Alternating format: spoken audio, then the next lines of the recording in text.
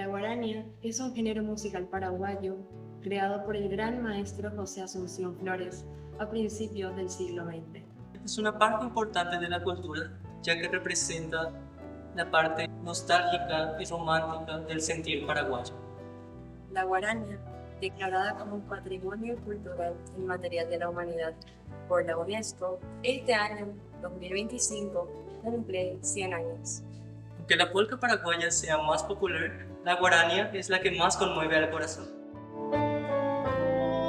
¿Dónde estás ahora, Cuñataí? Que tu suave canto no llega a mí. ¿Dónde estás ahora? Mi ser te añora con frenesí.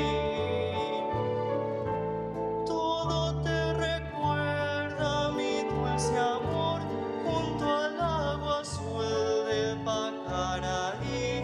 Todo te recuerda, mi amor te espera, Cuñataí. Celebremos la guarania como parte de nuestra identidad paraguaya.